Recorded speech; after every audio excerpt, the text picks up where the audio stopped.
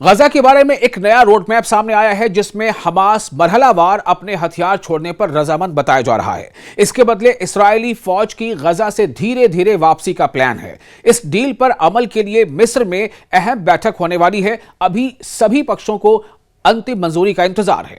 West Bank के नाबलस इलाके में इजरायली सेटलर्स के पहुंचने के बाद हालात फिर काफी तशद्दुद वाले हो गए हैं। कई जगहों पर सिक्योरिटी फोर्सेस की तैनाती बढ़ाई गई है। मकामी लोगों में बेचैनी और फिक्र का माहौल है। एडमिनिस्ट्रेशन हालात पर लगातार नजर बनाए रखा है। वेस्ट बैंक के नाबलस इलाके में इजरायली सेटलर्स के पहुंचने के बाद हालात फिर से काफी कशीदा हो गए हैं। कई जगहों पर सिक्योरिटी फोर्सेस की तैनाती बढ़ाई गई है। मकामी लोगों में बेचैनी है और फिक्र का माहौल है। एडमिनिस्ट्रेशन हालात पर नजर बनाए हुए है। ईरान में शहीद गार्ड्स को खिराजे अकीदत पेश किया गया। IRGC के जितने भी मेंबर्स जो इसमें हलाक हुए थे, उन्हें उनकी बड़ी तादाद में लोगों ने उनकी इस आखिरी सफर के जुलूस में शिरकत की। हुकूमत ने उन्हें मुल्क के लिए कुर्बानी देने वाला हीरो बताया। इलाके में तनाव अभी भी जारी है।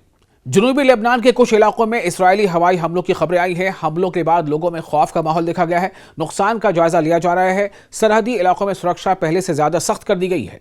अमेरिका और ईरान के बीच सैन्य तनाव अभी कम नहीं हुआ है। दोनों मुल्क एक दूसरे पर दबाव बनाए हुए हैं। यूनाइटेड नेशन ने हालात पर फिक्र का एहसास कराते हुए कहा है कि सब्र और तहम्मुल बरतने की जरूरत है। दोनों को रेस्ट्रेन करने के लिए कहा जा रहा है।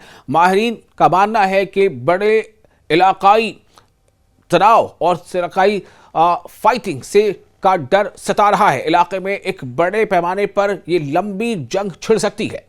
सऊदी अरब ने अहम समुद्री रास्तों की हिफाजत के लिए नया मैरीटाइम डिफेंस अलायंस बनाया है। इसमें 14 मुल्कों के शामिल होने की जानकारी दी गई है। इसका मकसद तिजारत और एनर्जी सप्लाई को महफूज रखना है। मौजूदा हालात में इसे बड़ा डिप्लोमेटिक कदम माना जा रहा है। स्ट्रेट ऑफ हॉर्मुज़ में बढ़ती सैन्य गतिविधियों को लेकर दुनिया भर में फिक्र बढ़ गई है। यह दुनिया के सबसे अहम तेल रास्तों में शामिल है। किसी भी बड़े टकराव का असर वर्ल्ड ट्रेड और तेल की कीमतों पर सीधे तौर पर पड़ सकता है। यूनाइटेड नेशन ने तनाव कम करने की अपील की है। जनूबी लेबनान के कुछ इलाकों में सेना की तैनाती बढ़ाई गई है। इसका मकसद सुरक्षा और स्थिरता को मजबूत करना है। एडमिनिस्ट्रेशन हालात पर करीबी नजर बनाए हुए है। लोगों को एहतियात बरतने की सलाह दी गई है। यमन के हौसी फाइटर्स ग्रुप की जो गतिविधियां हैं उसकी वजह से लाल सागर यानी बहर अहमर के समुद्री रास्तों पर दबाव बढ़ गया है। कुछ तेल टैंकरों को अपना रास्ता बदलना पड़ा है। इससे बैनुल-अक़वामी तिजारत और एनर्जी सप्लाई भी मुतासिर हुई है। कई मुल्कों ने इस पर तशवीश का इजहार किया है। यूनाइटेड नेशंस के सेक्रेटरी जनरल ने कहा है कि मिडिल ईस्ट की सूरत हाल खतरनाक मोड़ ले सकती है। उन्होंने सभी मुल्कों से बातचीत और डिप्लोमेसी का रास्ता अख्तियार करने की गुजारिश की है और बढ़ते तशद्दुद का सबसे ज़्यादा असर और बढ़ते कशीदगी का सबसे ज़्यादा असर आम आवाम पर पड़ रहा है। इंटरनेशनल कम्युनिटी अमन कायम करने की कोशिशों में जुटी है।